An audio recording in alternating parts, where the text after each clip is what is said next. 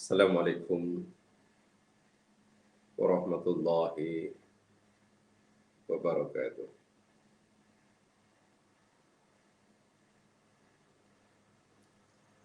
Innal hamdalillah nahmaduhu wa nasta'inuhu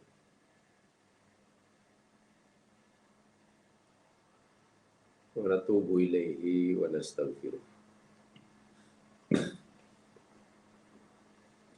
Wa na'udzu billahi min syururi anfusina wa min sayyiati a'malina.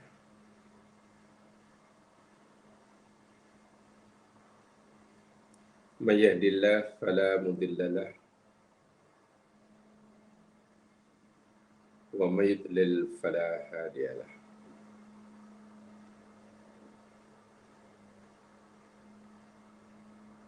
Asyhadu an la ilaha illallah wa asyhadu anna Muhammadan abduhu wa rasuluh. Allahumma salli ala Muhammad wa ala ali Muhammad.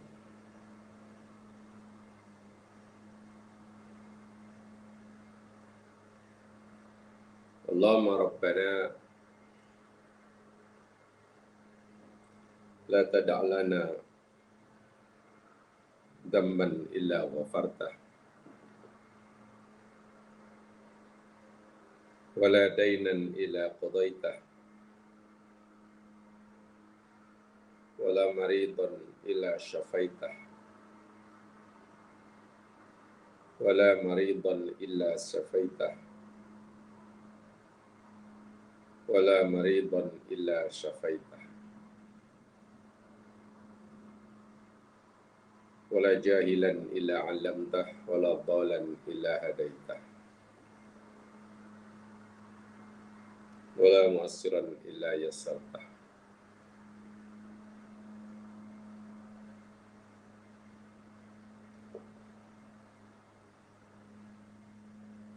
Allahumma hdina ila siratikal mustaqim. Allahumma ighfir lana wa tub alaina innaka antat tawwabur rahim. Amin ya rabbal alamin.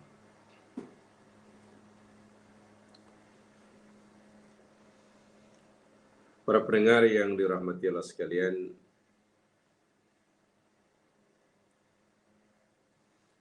mari kita ikhlaskan niat kita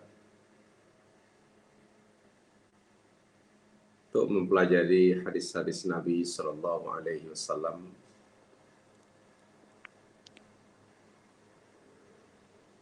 lebih-lebih lagi hadis-hadis yang berkaitan langsung dengan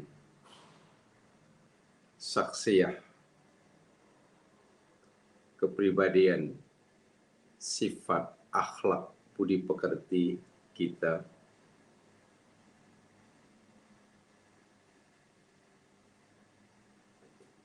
yang erat sekali hubungannya dengan hati kita masing-masing.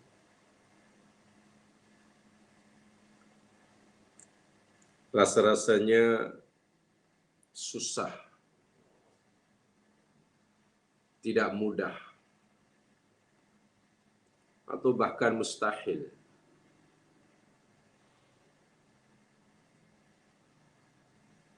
kita dapat menghilangkan sifat-sifat yang madmumah dari dalam hati kita dan menghiasinya dengan sifat-sifat yang mahmudah.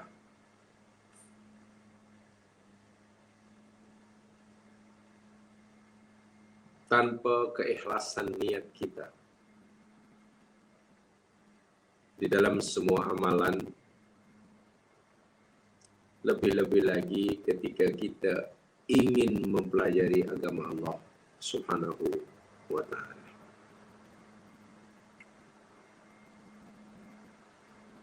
Sesuai dengan istilahnya sahaja, yakni ikhlas. daripada khalasa yang maknanya murni. Khalasa maknanya bebas daripada perkara-perkara yang merusakkan.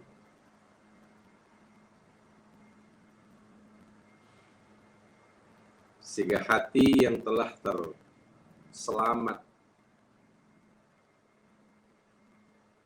daripada sifat-sifat yang mazmumah dan dapat menghiasi dirinya dengan sifat yang mahmudah, itulah jiwa yang mukhlis.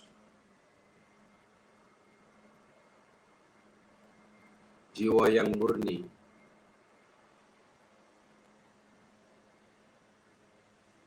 Jiwa yang benar-benar kosong daripada perkara-perkara yang boleh mencemarkannya.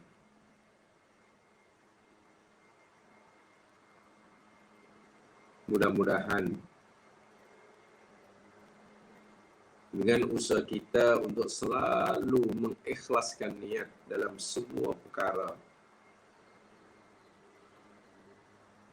sekecil apapun, bahkan semasa kita ketika mempelajari agama Allah, ia akan membantu banyak buat kita mendapatkan jiwa sebagaimana yang dikatakan oleh Allah Subhanahu wa ta'ala. Mukhlis. Alhamdulillah, pagi hari ini kita akan teruskan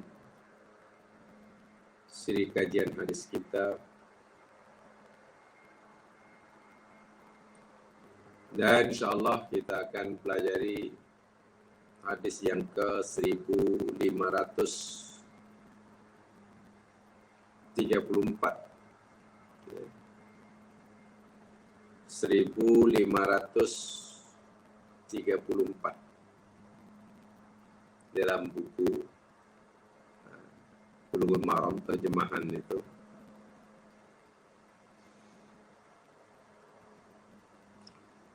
Atau mungkin kalau dalam syarahnya kitab Subulus Salam, hadis yang ke 1421.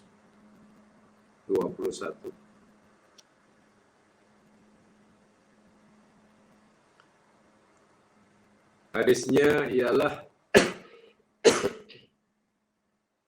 An Anas bin Malik radhiyallahu anhu,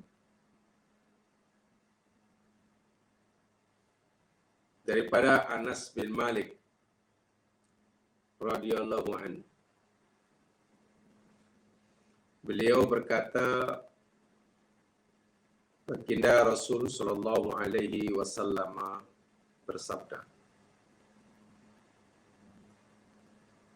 man kaffa ghadabahu kaffallahu anhu azabah.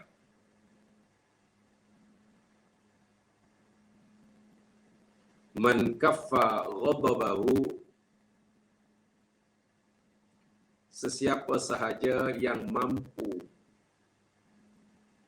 menahan kemarahannya, kaffallahu anhu adzabah, niscaya Allah akan menahan darinya akan siksanya. Hadis yang dikeluarkan oleh Imam At-Tabrani dalam kitabnya Al-Awsat.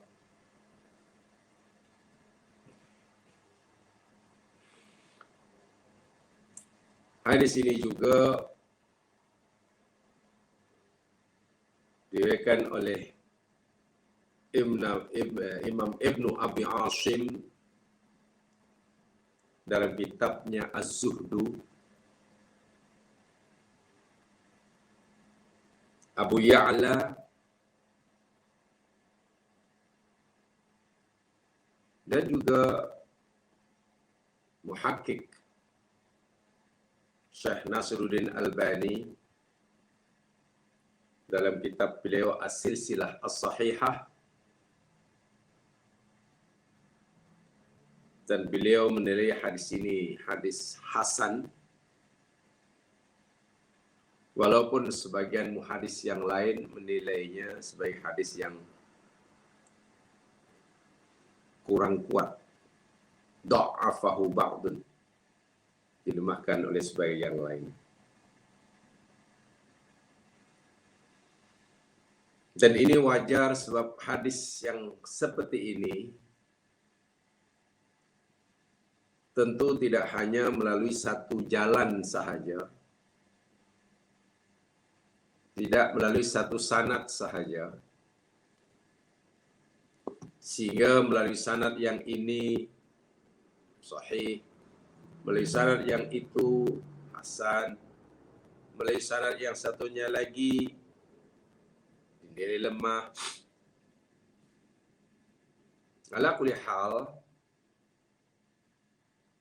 hadis ini yakni hadis yang boleh diterima pakai, hadis yang thabit,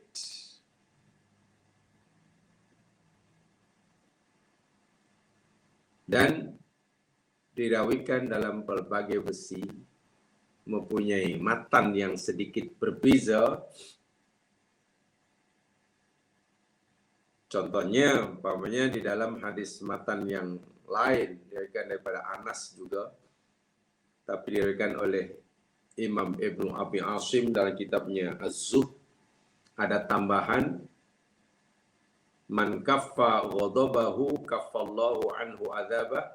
Masih ada tambahan selepasnya, man khazana lisanahu satarallahu auratah. Siapa yang pandai menyimpan lidahnya, mana menjaga tutur katanya, kurang bicara, kurang bercakap,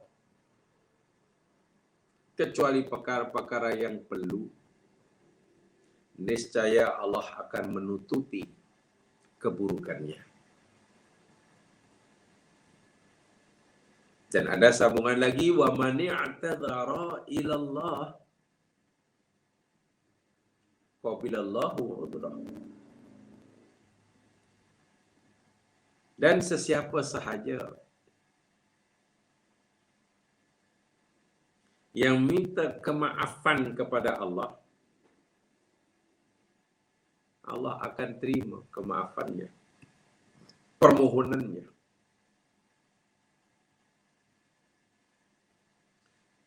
Selari hadis ini selari dengan riwayat yang lain. Ini saya sampaikan dulu beberapa riwayat.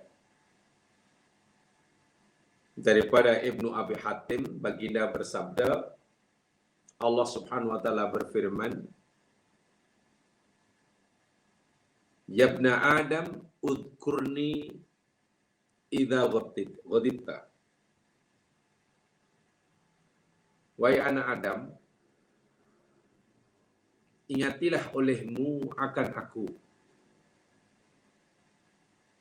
apabila kamu sedang marah.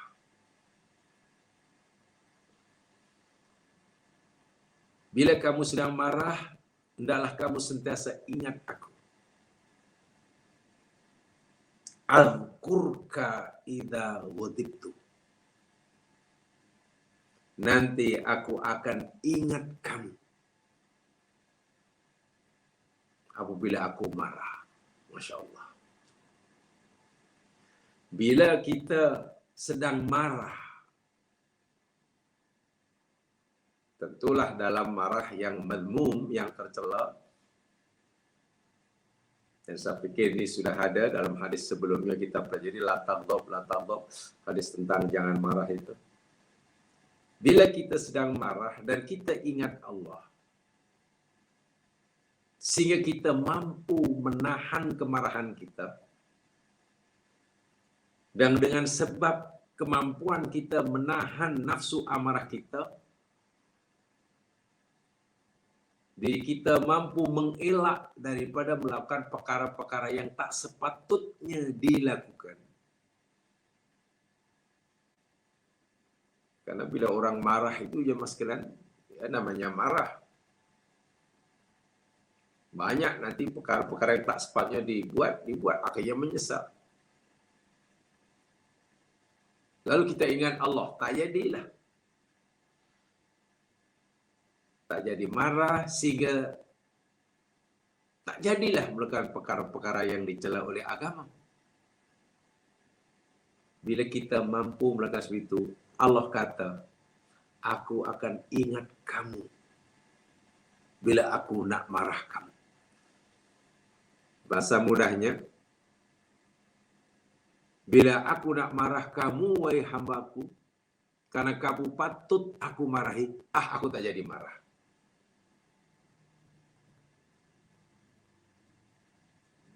Bila aku nak hukum kamu, aku marah kamu dan aku nak hukum kamu, aku tak jadi.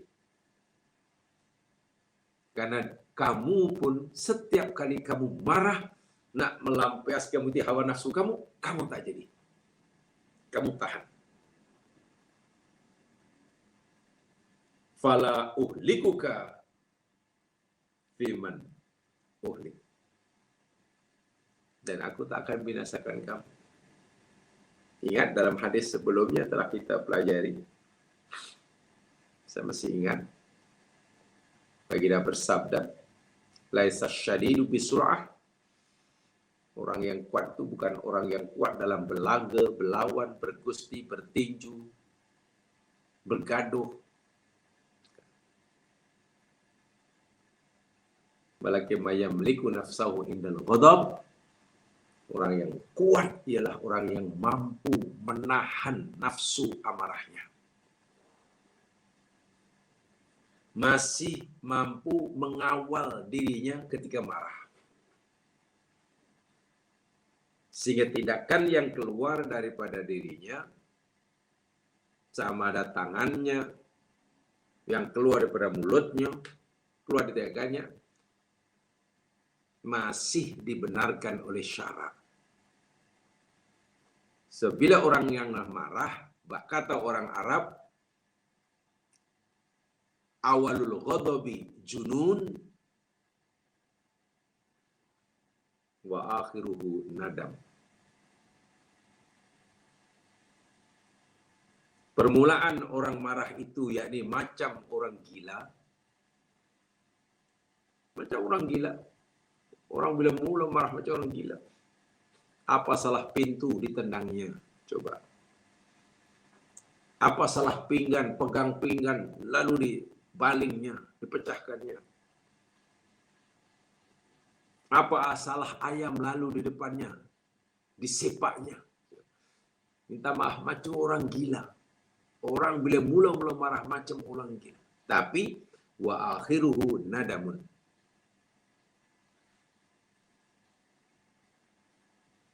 Ia berakhir, penghujungnya penyesalan. Masih penyesalan. Saya yakin ramai daripada jamaah telah mengetahui marah adalah salah satu daripada 17 pintu iblis dalam diri kita. Dalam diri kita ada 17 pintu yang dimanfaatkan oleh iblis untuk menguasai anak Adam. Satu di antaranya apa? Marah. Sehingga bila orang itu marah, pintu terbuka luas, iblis dengan senang menguasai anak Adam ini. Baik, kembali kepada hadis ini.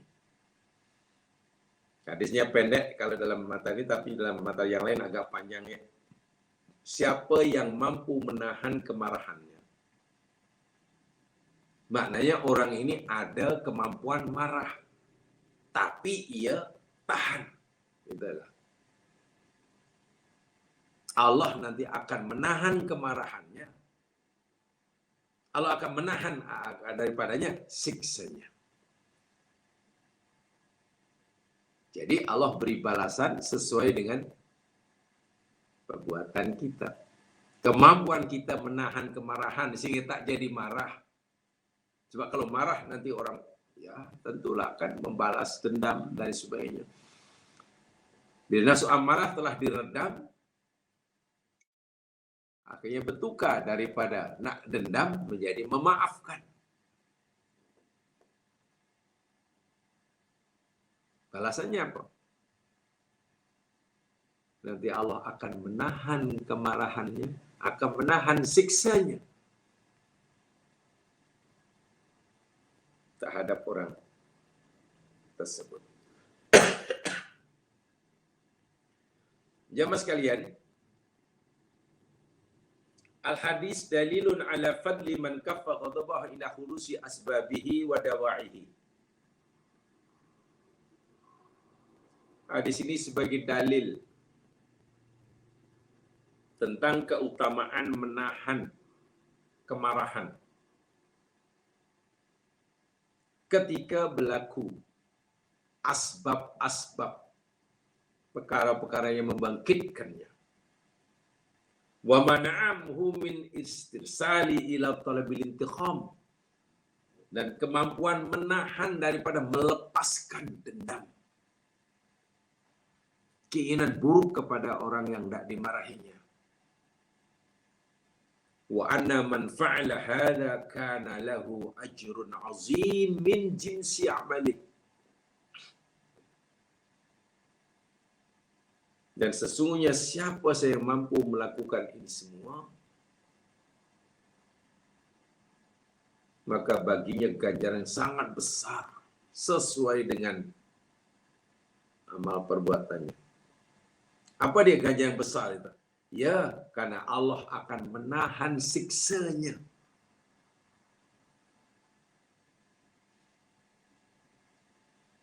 Daripada menimpa orang ini. Mafhum mudahnya begini. Bila kamu marah dan kamu lepaskan kemarahan kamu, sehingga kamu banyak melakukan kezaliman pada orang lain dengan sifat dendammu, amarah kamu, nanti di akhirat aku pun akan lepaskan azabku kepada kamu. Aku pun akan timpakan siksaku kepada kamu. Tapi bila kamu mampu menahan kemarahan kamu, kamu redam, sehingga keinginan untuk dendam kamu percaya hapuskan, kamu tukar dengan memaafkan. Allah kata, aku pun nanti akan tahan siksaku. Tak jadi. Aku tak jadi menimpakan siksaku kepada kamu. Subhanallah. Saya tidak perlu mengulangi penjelasan lebih detail, tapi saya hanya perlu menyebutkan saya untuk mengingatkan.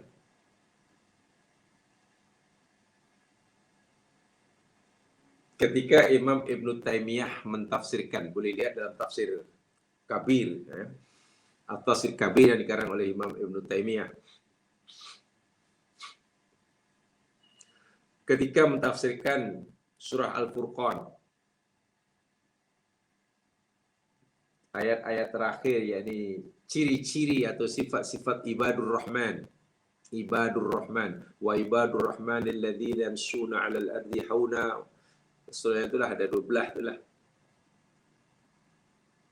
Ketika beliau mentafsirkan ayat yang bunyi walladzina yad'una ma'allahi ilahan akhar wa la yaqtuluna an-nafs allati haramallahu bil haqq wa la yaznun.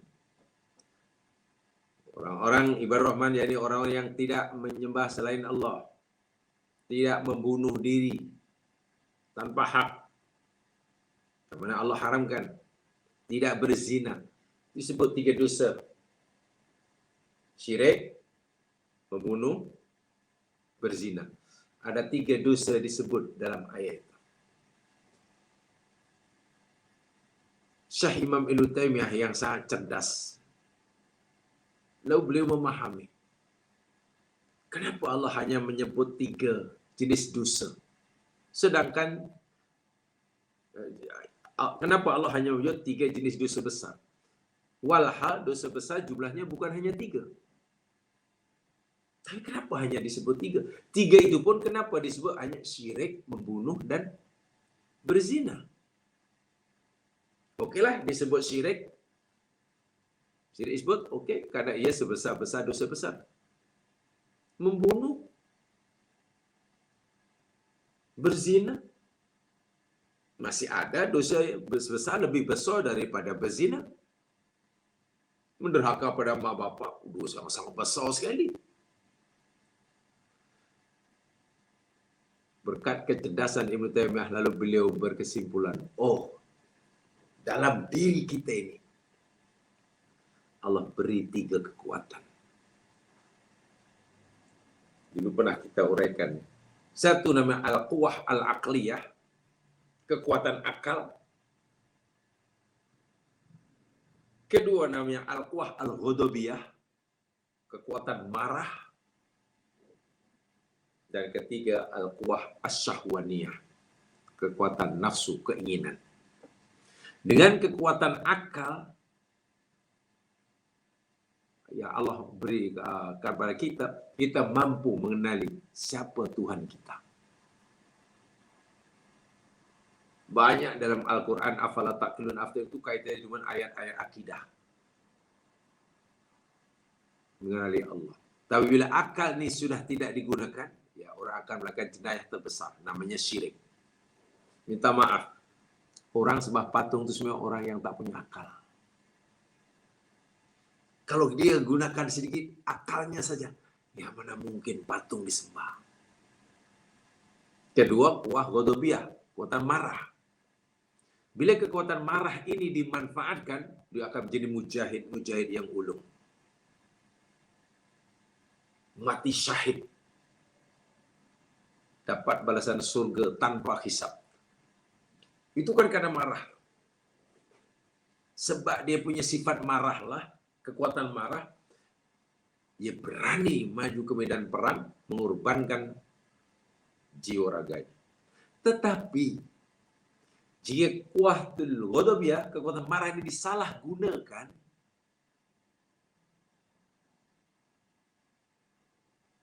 dia akan melakukan jenayah kemanusiaan yang besar. Apa dia? Membunuh.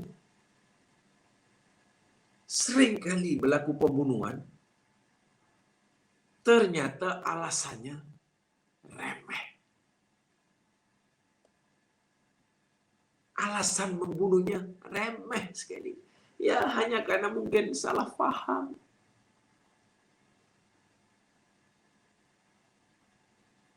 Hanya kawan tu mungkin salah cakap, buat bising, terlanggar sikit saja keretanya.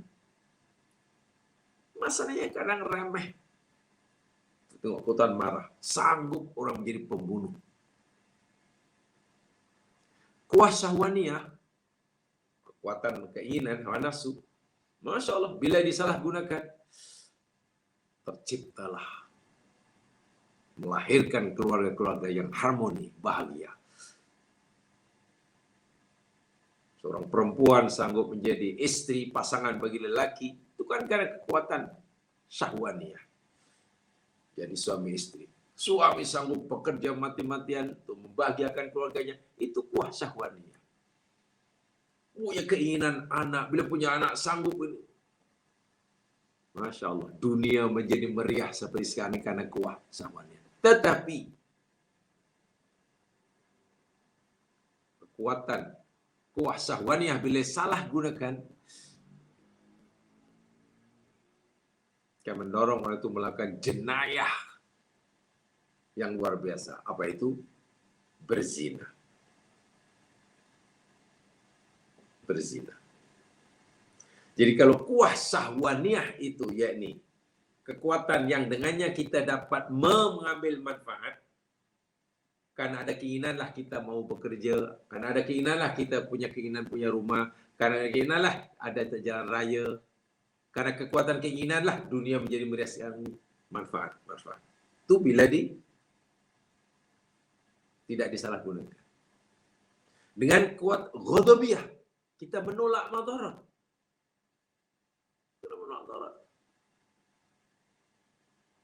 Apa saja perkara yang mungkin boleh mengancam diri kita,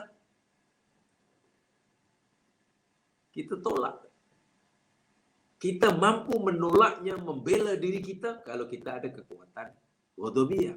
Alhamdulillah. Tapi lagi-lagi, bila disalahgunakan,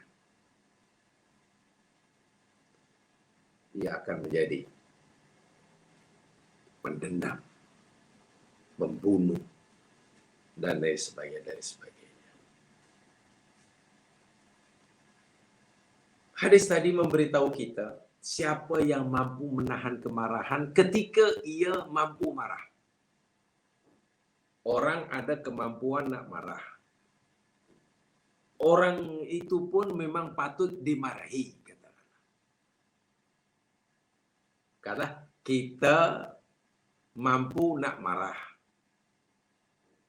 Kita pun patut marah. Orang yang buat salah pada kita itu pun patut kita marahi. Tetapi kita memilih untuk menahan kemarahan kita. Kita memilih untuk memaafkan kesalahan dia yang membuat kita marah daripada membalasnya.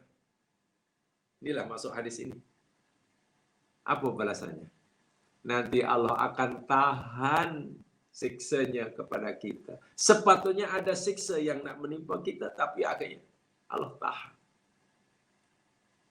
Kenapa Allah tahan? Ya, karena kita pun menahan nafsu amarah kita pada orang. Saya ulangi ya. Kita mampu nak marah masa itu. Kita pun ada alasan untuk marah. Orang yang buat salah itu pun patut pun dimarahi. Kita marahi.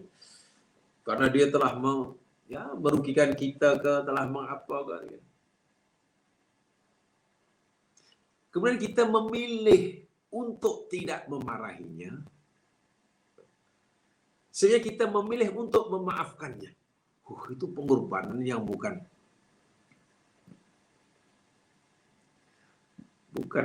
kecil tuh. Inilah maksudnya. Dan itulah salah satu sifat muttaqin yang Allah jamin masuk surga itu. Kan dalam surah Ali Imran 134, 134, mana Allah Subhanahu berfirman, wasari'u ila maghfiratin min rabbikum wa jannatin arduhas samawati wal ardu uiddatil muttaqin. Segeralah kamu mohon pengampunan dari Tuhan kamu, dan segeralah kamu mohon surga dari Tuhan kamu yang luas surga itu seluas bumi langit, seluas beberapa langit dan bumi. Tempat seluas itu uiddatil muttaqin, disediakan bagi orang yang bertakwa. Siapa orang bertakwa? Orang bertakwa yakni alladzina yunfikuna fis sarai wad dharra. Orang yang sebenarnya membelanjakan, menginfakkannya dalam keadaan senang maupun susah. Mana istiqomah dalam bersedekah. Tolong orang bukan menunggu ketika ia senang. Masa senang pun masih mampu memberi, susah pun mampu memberi, walaupun mungkin kadarnya tidak seberapa. Istiqomah dalam bersedekah. Wal kaziminal ghaiz. Nah, itu tengok nomor 2. Al-kazim itu orang yang menahan. Al-ghaiz itu kemarahan. Dadanya sudah, jiwanya juga penuh dengan kobaran hati marah. Tapi tidak dilampiaskan keluar. Sebenarnya ditahan, kazim. Itu ciri muttaqin. Dan itu tempatnya di surga.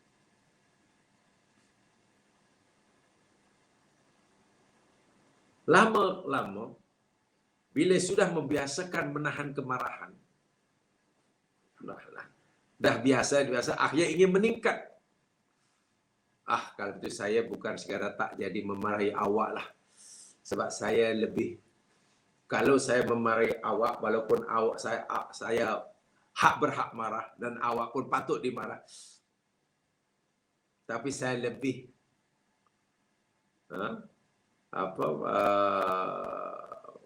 lebih suka Allah nanti menahan kemarahannya kepada aku. So balasannya kan Allah tahan siksanya. Jadi kita sudah biasa menahan kemarahan, naik lagi wal afina 'anil nas. Tak apalah, aku maafkan sajalah. Bukan sekadar tak dilampiaskan kemarahan kepada orang yang dah patut dimarah, dimaafkan pula. Tinggi itu, makom tinggi. Orang yang salah, yang sepatutnya dibalas kesalahannya, sepatut layak untuk dimarahi, kita pun ada hak untuk memarahi. Tapi kita memilih tidak memarahinya, menahan kemarahan. Bahkan kita memilih memaafkannya. Tinggi itu. Maafkan. Lama-lama dah biasa maafkan, rasa-rasanya saya belum cukup sempurna lah. Belum cukup baik. Saya bukan hanya sekadar memaafkan, saya wallahu yuhibbul muhsinin. Buat baik pada orang itu. Saya ulangi sekali ya Mas. Ini hati. Ini letaknya dalam hati. Saya ulangi ya. Pertama saya ulangi.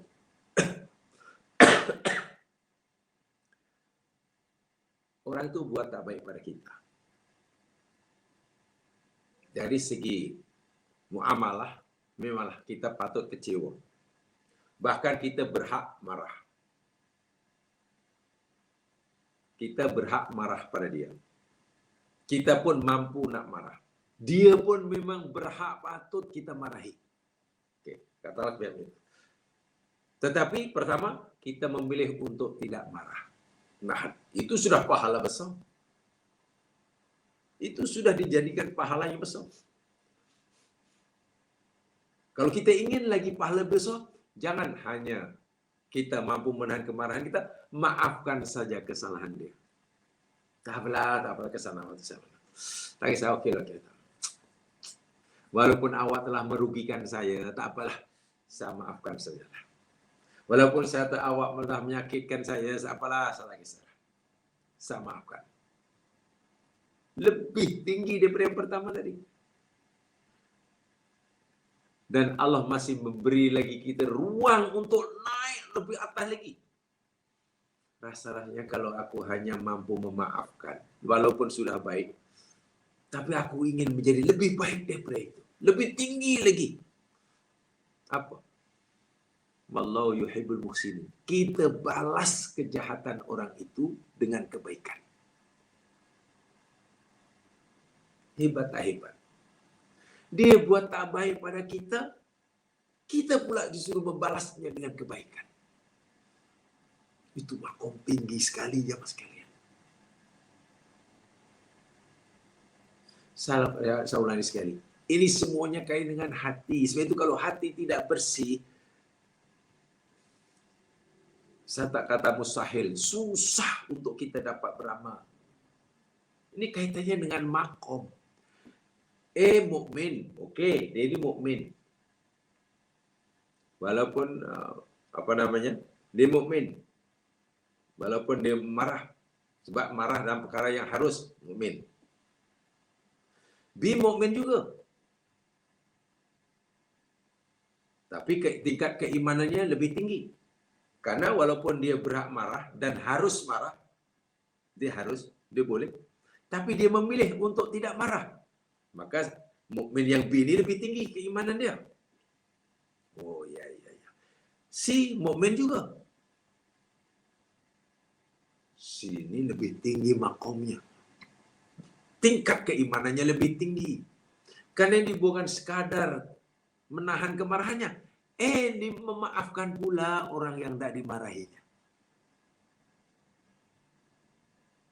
Dimaafkan. Rasa tak sedap itu dihilang. Bilangkan.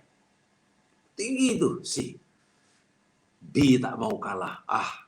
Rasa-rasanya saya boleh lebih daripada itu. Saya bukan sekadar menahan kemarahan saya.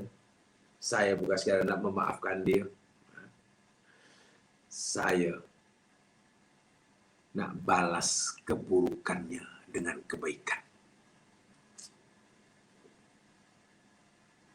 Kalau tempoh hari dia menyakiti saya nak balas dia dengan menyenangkan hatinya. Jika tempoh hari dia menyusahkan saya akan buat dia senang, Lena. Dari segi zahir sama mukmin, muslim. Solatnya sama. Solatnya sama-sama 4 rakaat kalau zuhur.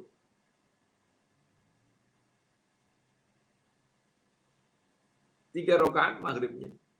Haji sama-sama Mekah, tapi makomnya tak sama. Ini kaitannya dengan manzilah.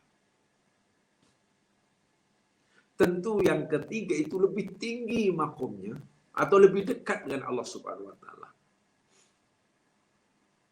Nah, yang membolehkan kita naik turun jamaah sekalian. Tinggi atau rendah, rupanya lebih kepada masalah hati. Ini masalah hati, memaafkan, kemampuan menahan kemarahan, ketika boleh marah, berhak marah, dan orang itu patut dimarah. Kemampuan kita lebih memilih untuk lebih memaafkannya daripada membalasnya. Bahkan hati begitu tenang membalas kejahatan orang dengan kebaikan. Dia suka menyakiti, kita baru dengan yang menyenangkan. Hanya hati yang bersih saja yang mampu. Inilah akhlak. Inilah akhlak. Makomnya makin dekat dengan Allah. Nah, kalau kita gunakan bahasa Arab, dekat itu. Orang yang dekat dengan Allah. Orang yang dikasihi oleh Allah. Itu namanya wali. Dalam bahasa Arab, dalam bahasa agama, orang yang dekat dengan Allah, orang yang disayang oleh Allah, itu namanya wali. Waliullah. Itulah waliullah. Walayali maknanya kan ada 3. 1 maknanya dekat. Kedua maknanya mengasihi, menyayangi. Ketiga yakni membela atau melindungi.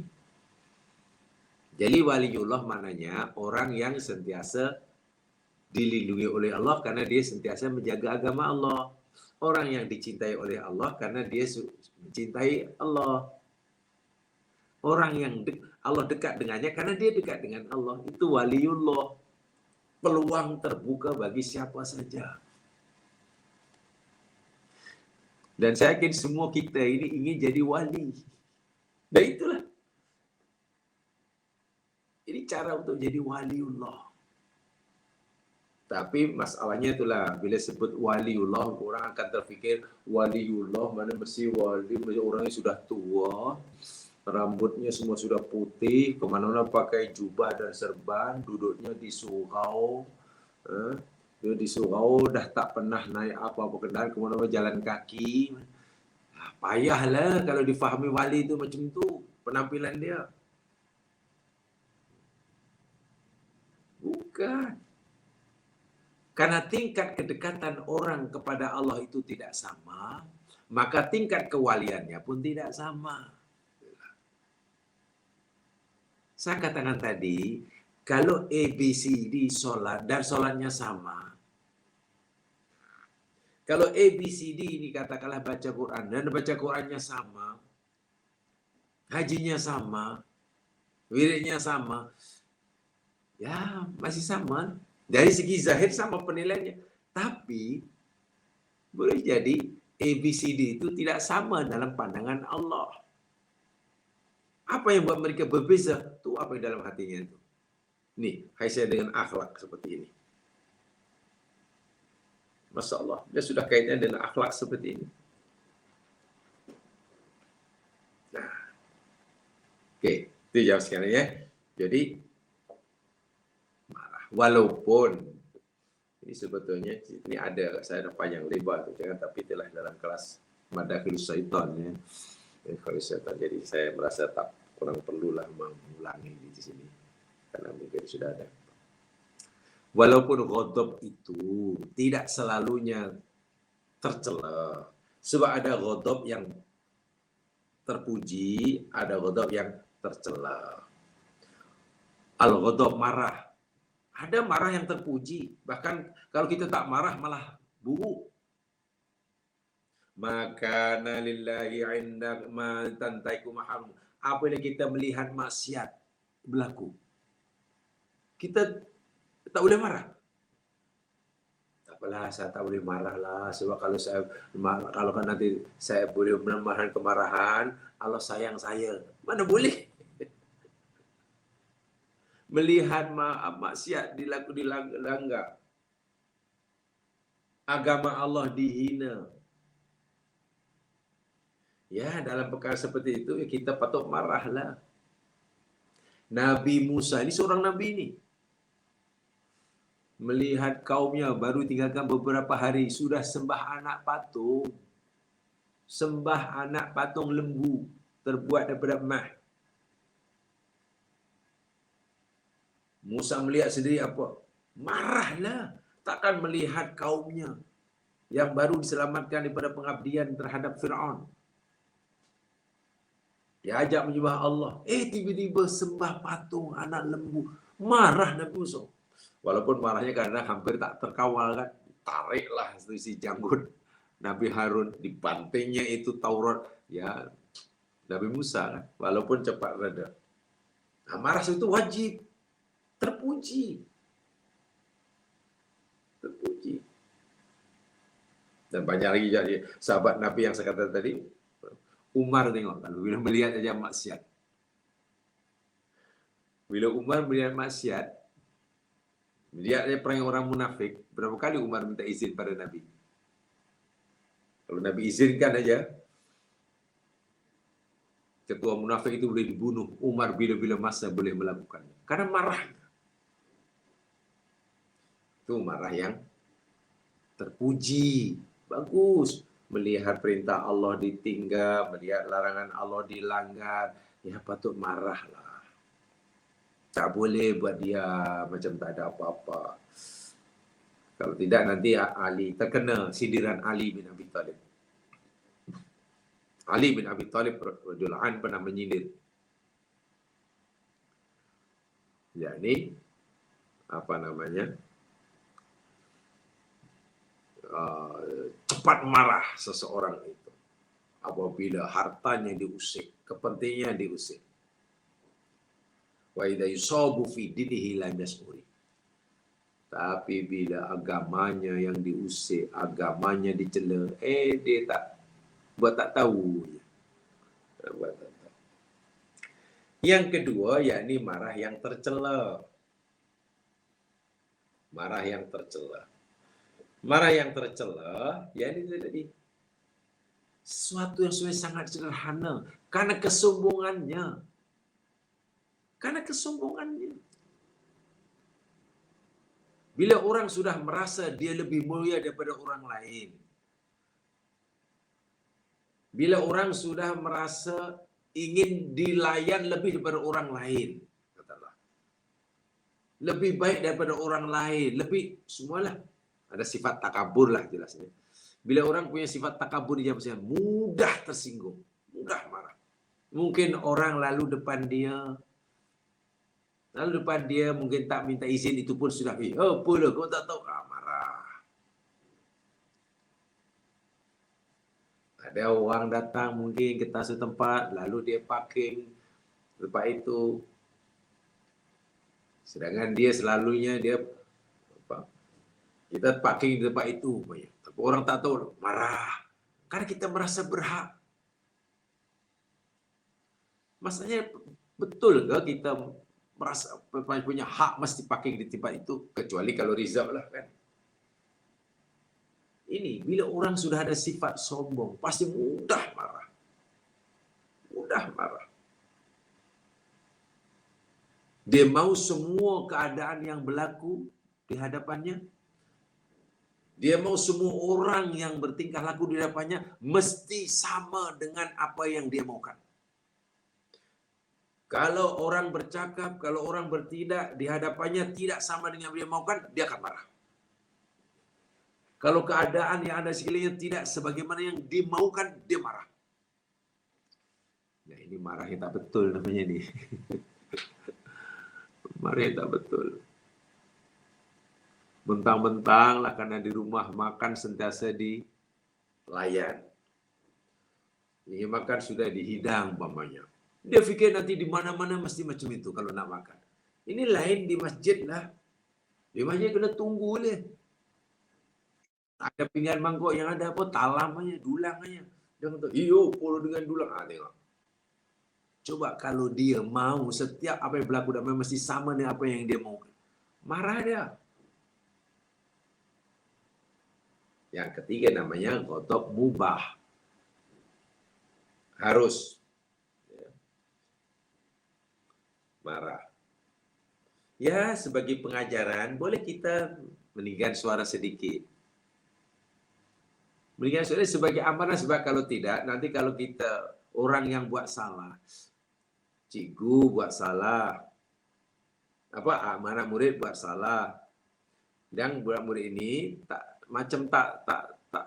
bersalah. Jadi kalau cikgu maulah murid ini tidak mengulangi kesalahannya, ya tunjukkanlah ketegasannya. Tegur dia dengan suara yang tinggi sedikit. Sila. Jangan tengok murid nanti melanggar apa yang mungkin ya, datang lambat ke, datang sekolah mungkin, baju tak dibutangkan kan umpamanya. Kan memang patut dimarahi. Boleh. Itu harus. Tapi yang ala kadar. Yang ala kadar saja. Subhanallah. Jamaah sekalian, ada satu asar, satu riwayat. Begini saya bacakan. Ana jariyatan li Ali ibn Husain. Ada hamba abdi bagi Ali bin Husain bin Ali. Jadi cucu kepada Ali lah. Cicit kepada baginda Nabi SAW. Cicit Nabi. Namanya Ali bin Husain bin Ali. Jadi cicit kan. Bin Husain bin Fatimah Azhar.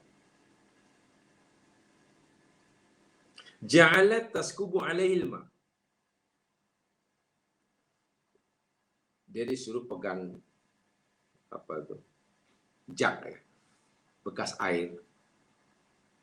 Bekas isi air untuk berwudu.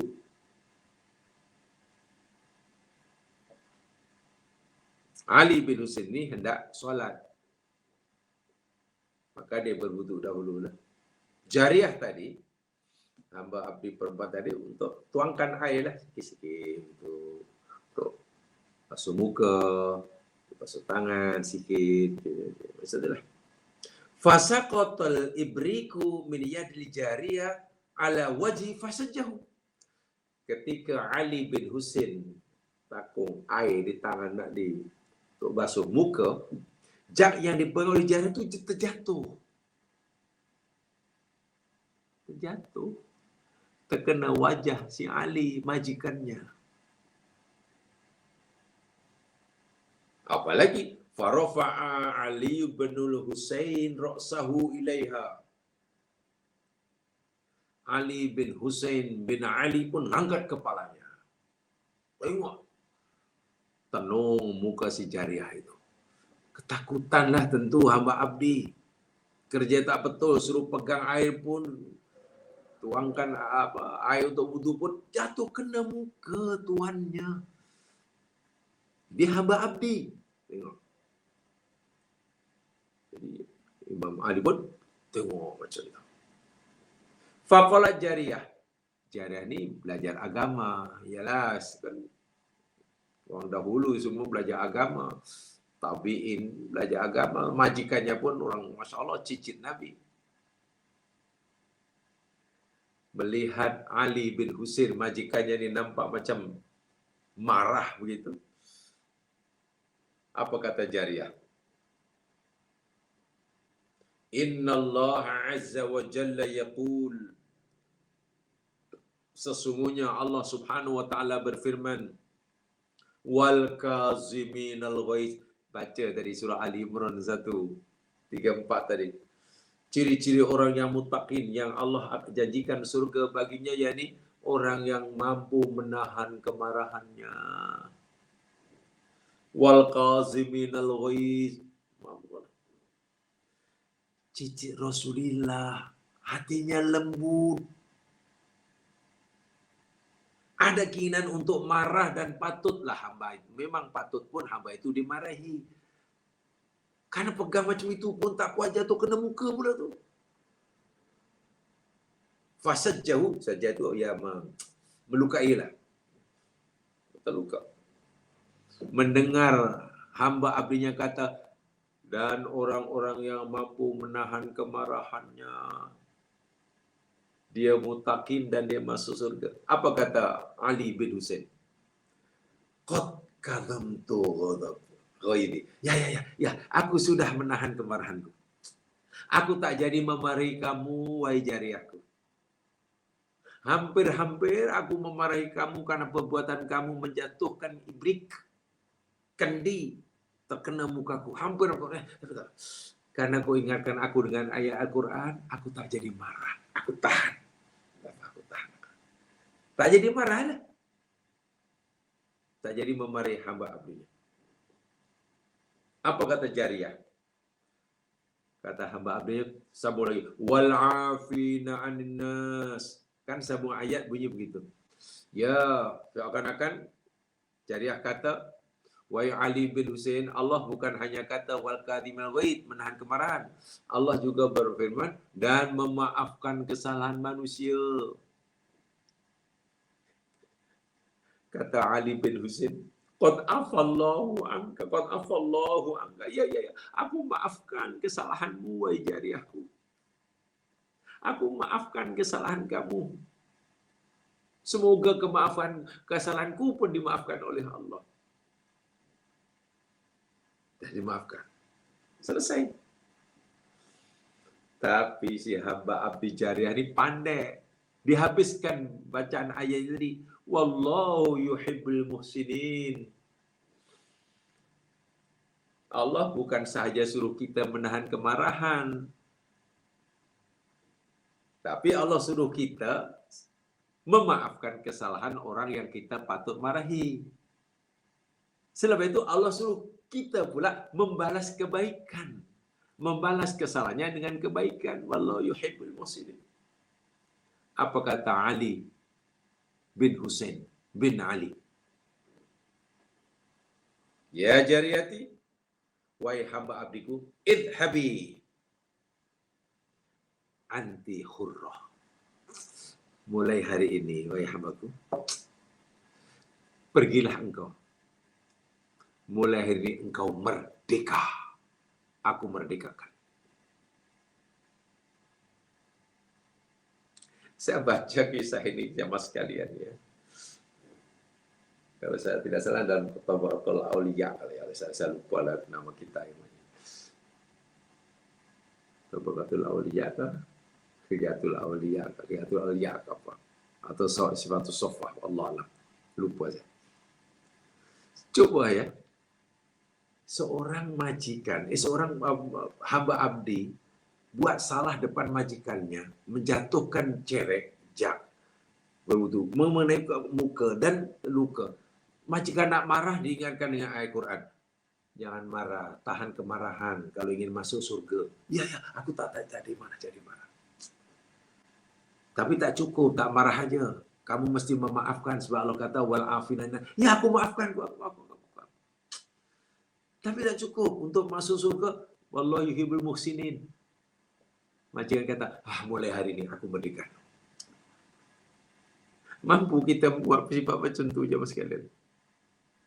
Ini yang saya kata di surah Ali Imran tadi. Itu orang yang sangat tinggi makomnya, sangat bersih jiwanya. Solat semua orang insya Allah boleh. Wuduk semua orang insya Allah betul. Tapi coba kalau kita sudah menghadapi musuh seperti ini. Begitu mudahnya.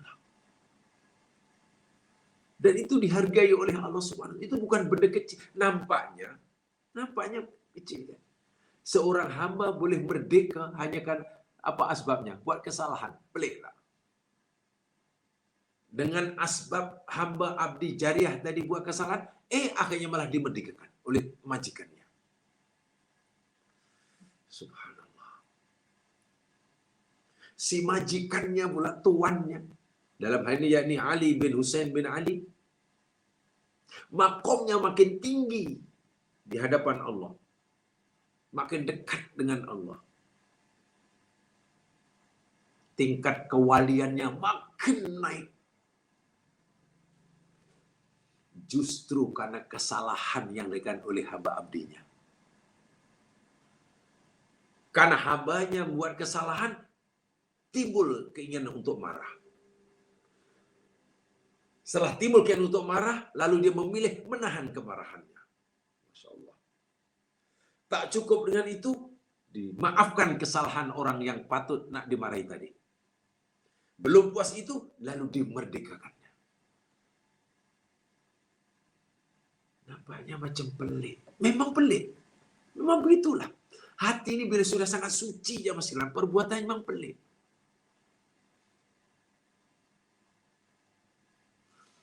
Katalah kita umpamakan untuk kita. Jamaah katalah. Ada driver. Ya. Ada pemandu. Tiba pada itu, kita nak pergi. Pemandu sediakan kereta. Tak tahulah macam mana keluarga kita pula dia. Melanggar tiang. Pecahlah lampu tu. Kereta mahal pula. Tengok. Marah kita. Kereta ni kita mahal pun. Kan dia patut kita marah kan. Kalau kita katalah kita umpamakan. Marah kita sebagai majikan. Kamu. Lalu pemandu kata tadi, Tuan jangan marah. Wal qadiminal ghaiz.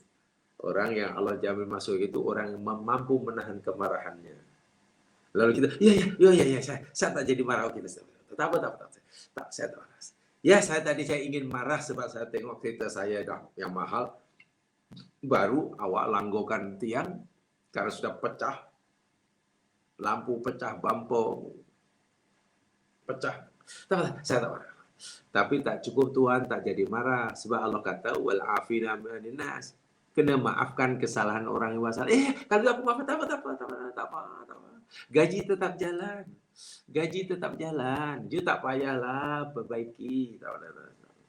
You tak payah susah. Anggap sajalah benda tak berlaku apa. Kita maafkan. Katalah kita begitu. Driver tu pandai. Sambung baca ayatnya. Wallahu yuhibbul muhsinin. Tapi Tuhan, Allah kata kalau ingin lebih cepat masuk surga ini, tak cukup dengan maafkan. Mesti buat baik pada orang buat salah. Ya. Okey. Kalau begitu, kereta ini mulai hari ini, aku berikan pada kamu. Mulai hari ini kereta ini milik kamu. Tapi awak betulkan sendiri ya. Awak pergi sendiri. Ini kuncinya, ini kerannya sekarang milik kamu. Kan macam itu seolah apa yang dilakukan oleh Ali bin Husain tadi. Coba kalaulah ada majikan seperti itu Mas. Karena menghayati ayat Quran tadi. Sebagai penjelasan pada hadis Nabi tadi. Agak-agak kita jadi jirannya rasa pelik atau tak pelik. Kita tak, ini macam mana orang ni dermawan dah melampau dah lebih. Macam ini nanti ramailah driver yang ambil kesempatan. Macam mana nanti kalau semua driver pura-pura macam ambil kesempatan. Lego ni orang ni. Yang pasti kita pelik. Jiran-jiran masih rasa pelik bila tengok majikan macam itu punya baik hati. Ya sekalian, tadi kan di awal sudah katakan, seseorang yang semakin bersih hatinya, sampai dekat makomnya dengan Allah, semakin tinggi kedudukannya di sisi Allah. Memang perbuatannya, tingkah lakunya ini banyak yang tak dapat difahami oleh masyarakat di sekelilingnya, apalagi jiran-jiran sekelilingnya belum punya makom seperti itu, belum punya hati sebersih itu. Memang pelik, aneh. Coba jemaah fikirlah, kita renungkan, kita bayangkan aja lah. Agak-agak orang sekarang, atau bukan orang-orang, kita sekarang yang imannya seperti ini, iman kita seperti ini, Islam kita seperti ini, tingkat ubudiyah kita seperti ini, katalah. Jika sekiranya, lau, tapi ini benar mustahil. Nabi Ibrahim alaihissalam hidup pada zaman kita, katalah. Sekarang Nabi Ibrahim hidup. Berpuluh tahun menanti kelahiran anak. Akhirnya selepas 1 abad umurnya, Allah berikan seorang anak. Lelaki. Namanya Ismail. Ya, baru melihat wajah puteranya yang beberapa hari, tiba-tiba Allah kata, Ibrahim, aku tak izinkan anak dan istrimu itu duduk dengan kamu. Kamu kena letakkan nun jauh. Katakanlah ini contoh untuk hari ini, katalah, wahai Ibrahim, kata Allah, aku mau anakmu itu dan istrimu, kamu letakkan nun sana.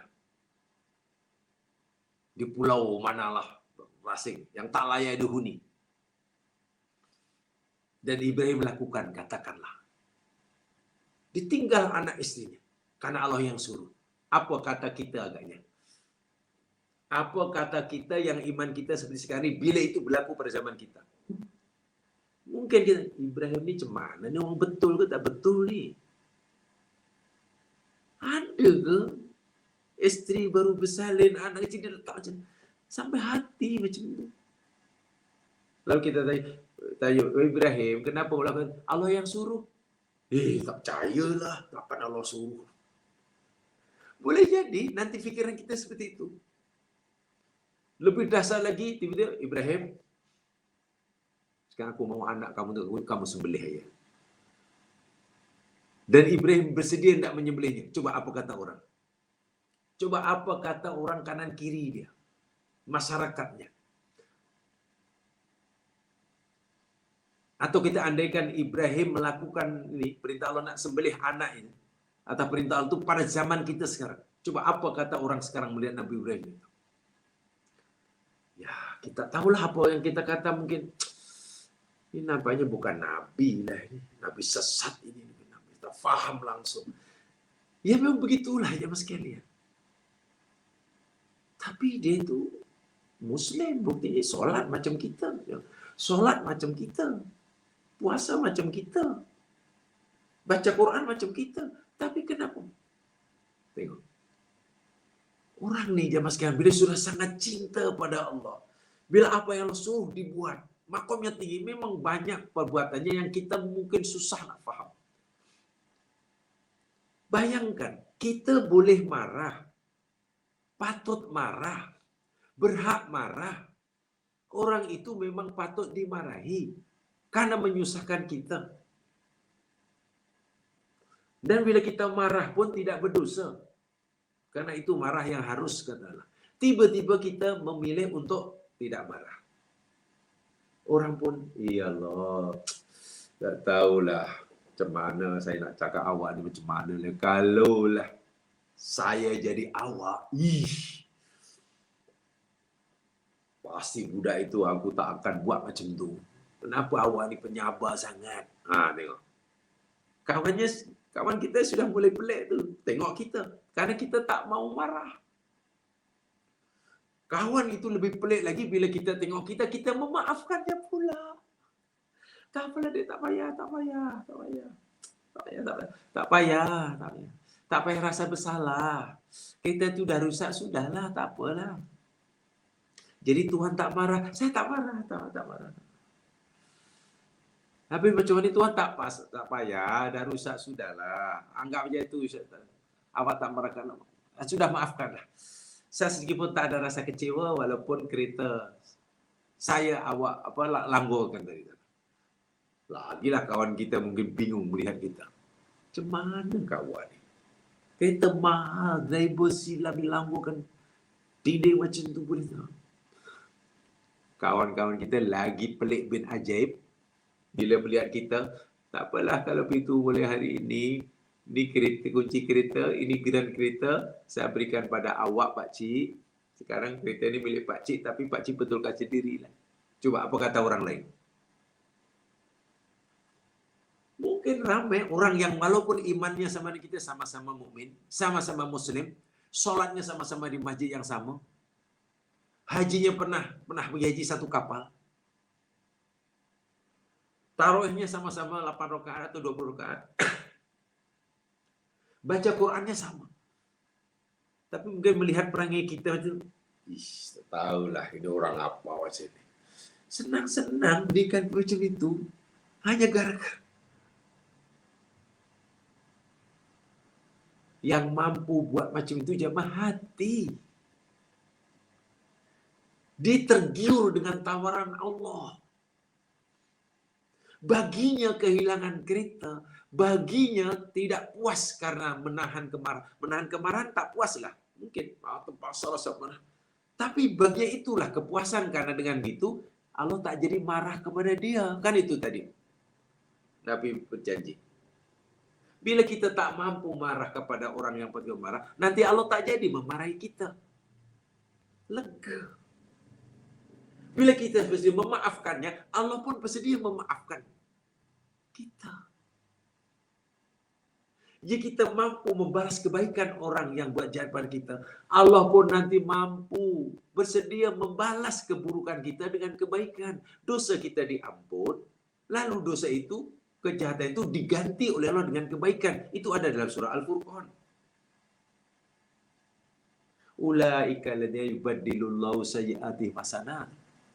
Orang-orang itu yubaddilullahu sayyi'atihim hasanat. Allah ganti kejahatan mereka dengan kebaikan. Tengok. Kejahatan orang itu dihapuskan oleh Allah, lalu Allah beri kebaikan sebanyak kejahatannya. Bukankah itu yang Allah suruh? Tapi mungkin kalau orang sudah punya kemampuan melakukan seperti itu, kan hatinya sudah suci, mungkin dianggap masyarakat sekelilingnya aneh. Dan memang itulah sifat-sifat waliullah. Kasih Allah itu memang pelik bagi yang belum dapat memahami. Dalam perang Tabuk, Nabi menganjurkan sahabat untuk bersedekah, infak, bagi membiayai perang Tabuk. Betul kan? Ada yang bagi sikit, bagi banyak, bagi yang sikit-sikit. Abu Bakar berapa? Berapa sumbangan Abu Bakar dalam perang Tabuk? Seluruh kekayaannya. Nabi pun tanya Abu Bakar, bila kamu sumbangkan seluruh kekayaanmu ini, lalu apa yang tinggal di rumahmu, Abu Bakar?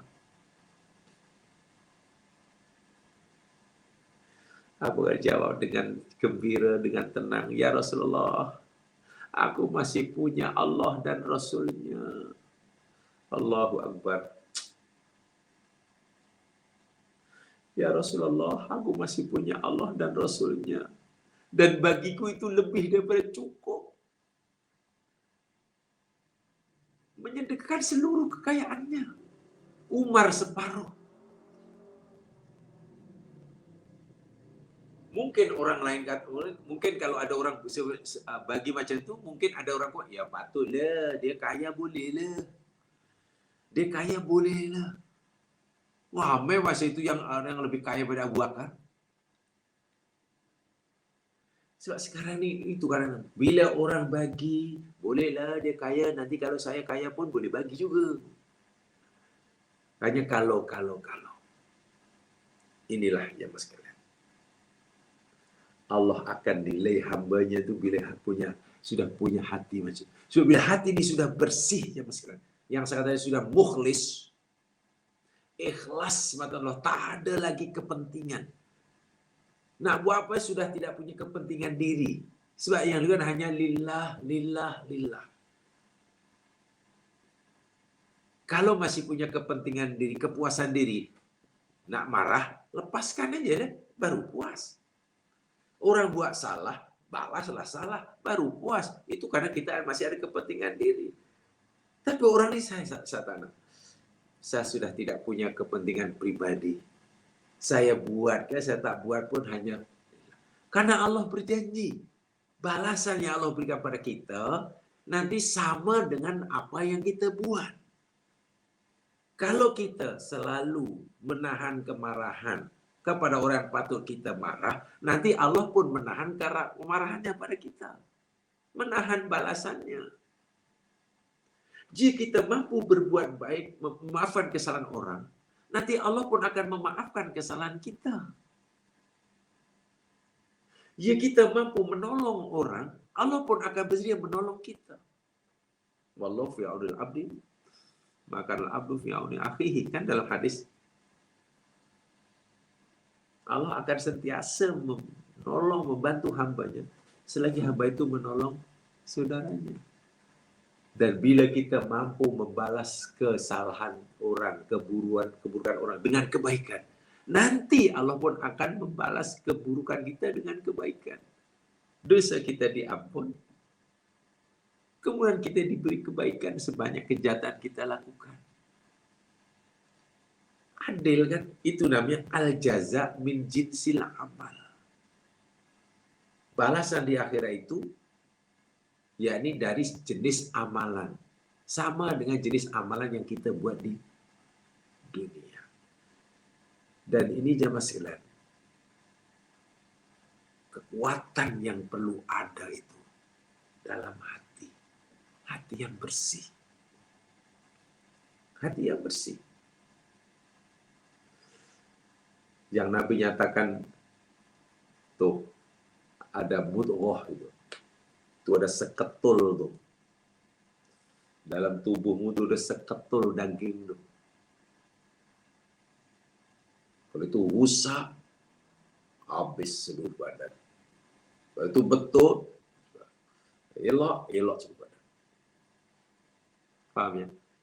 Ini lagi peluang ya. Hadis ini bagi saya benar-benar jemaah sekalian. Patut kita ambil berat. Karena hadis memberi peluang sebesar-besarnya bagi kita, orang awam, orang biasa, untuk meningkatkan kualiti tadayun kita di hadapan Allah, untuk meningkatkan makom, manzilah kita di sisi Allah. Kalau gunakan bahasa tua, bahasa pondok tua, ini peluang. Ini bahasa pondok ya, kamu di pondok. Ini peluang yang Nabi berikan pada kita untuk kita menjadi waliullah. Itu bahasa tua. Waliullah dalam pengertian yang saya jelaskan tadi ya, jangan waliullah itu gambar seperti mana orang awam memahami waliullah itu mana orang yang suka menyepi, yang boleh berjalan di atas air, yang boleh menghilang bila bermasa. Bukan. Waliullah kekasih Allah maksud saya. Dan memang perlu ada dalam hidup seperti itu. Saya minta maaf ya, saya minta maaf. Kita bukannya suudzon, kita bukan bukan pesimistik. Hanya tidak salah kalau kita ada rasa wajar, rasa takut. Rasa takut terhadap ibadah kita. Sebab Quran pun ada kan, waladina yutuna ma bima atau wa qulubuhum wajilah dalam surah Al-Mu'minun. Orang-orang yang beramal melakukan satu amalan dan hatinya takut. Takut jika amalan tak diterima. Itu bagus tuh. Selepas buat amal, hatinya khawatir, jangan-jangan amalku tak diterima. Jangan-jangan sholatku nanti tadi tak diterima. Jangan-jangan hajiku yang 40 hari tak diterima. Itu bagus, wajilah itu. Karena dengan begitu, kalau rasa takut itu sebelum kita melakukannya, kita akan bersungguh-sungguh melakukannya. Coba yang terbaik. Tapi jika rasa khawatir itu timbul selepas melakukannya, akhirnya kita bersungguh-sungguh mohon ampun kepadanya dan merayu kepadanya agar Allah terima. Sehingga amal yang kita lakukan ini sebanyak manapun menjadi nampak kecil atau tak nampak. Orang yang selepas beramal dan tak nampak amalnya, insya Allah pintu ujub ketutup. Itu untungnya. Jadi jangan-jangan solat kita ini tidak mampu mengangkat kita ke maqam yang itu. Jangan. Sudah solat 5 waktu, sudah pergi haji. Jangan-jangan maqam kita setiap macam tu dari dulu. Ya, sebab solatnya, ya, solat, suruh solat.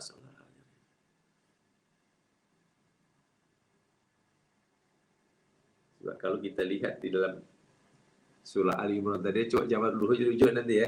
Ali Imran 133 dan seterusnya 134, 135. Allah sediakan surga bagi orang yang mutakin, dan orang mutakin itu orang siapa, satu di antaranya tadi lah. Semua kaitannya dengan hati. Kaitan dengan subhanallah. Wah ya, mudah-mudahan kita dapat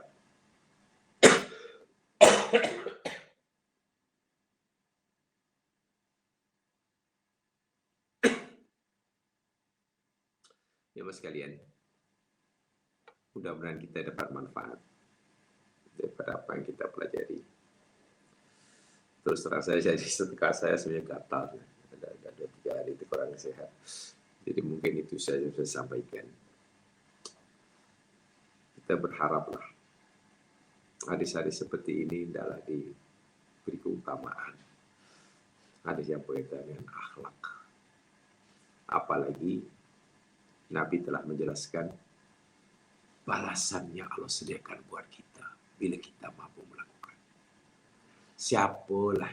Siapa di antara kita yang mau dimurkai oleh Allah? Tak nak kan? Siapa di antara kita yang mau Allah timpakan azabnya pada kita? Tak ada.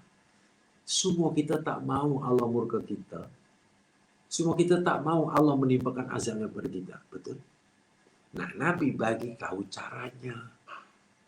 Kalau kamu tak mau Allah murka kamu, marah kamu, timpakan azabnya pada kamu, ya nanti bila ada orang buat salah itu janganlah kamu marahi. Tahan kemarahan kamu. Tahanlah keinginan untuk membalasnya. Maafkan saja. Kan begitu maksud hadis ini. Siapalah yang tak mau dosanya tak diampun oleh Allah? Tak ada. Semua kita mau kesalahan kita ini diampun oleh Allah. Lalu Nabi beritahu, kalau kamu mau dosa kamu ini diampun oleh Allah, maafkanlah kesalahan orang itu. Maafkan.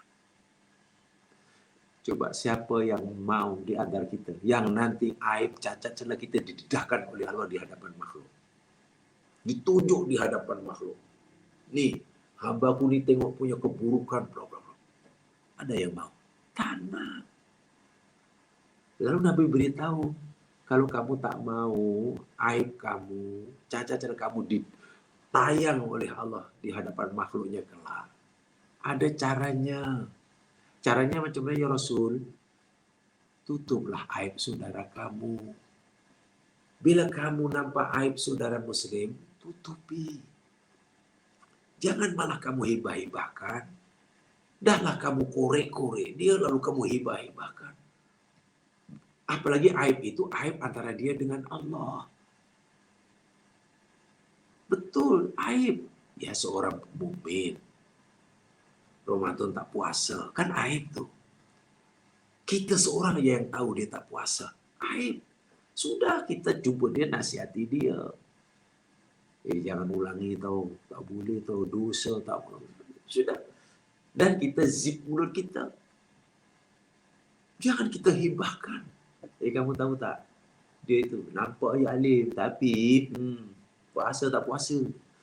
Tiba-tiba kawan yang tak puasa itu, tiba-tiba lepas raya ada Musyawarah Agung pemilihan EJK masjid umpamanya. Lalu dia mencalonkan diri jadi pengurusi. Lalu kita tahu, wah macam ini nak jadi penghuni masjid kita. Puasa Ramadan pun dia tak puasa. Solat Jumaat pun tak pernah pergi. Sebab kita tahu. Lalu kita kata, jangan. Kita dedahkan keburukannya, jangan. Karena kita tak mau keburukan kita didedahkan oleh Allah. Nabi kata, tutupi aib kamu supaya Allah tak dedahkan nanti. Bagaimana caranya? Bila kamu nampak aib saudara muslim kamu, ya tutupi. Al-jaza min jinsil amal. Balasan di akhirat itu sejenis sama dengan jenis amalan yang dilakukan oleh hamba di dunia. Kurang lebih nyambung dimaafkan. Subhanakallahumma bihamdika asyhadu an la ilaha illa anta astaghfiruka wa atubu ilaik. A'udzu billahi wal 'asr. Innal insana lafi khusr. Ladina amanu wa amilus shalihat. Wa tawassaw bil haqq. Wa tawassaw bis sabr. Assalamualaikum warahmatullahi wabarakatuh.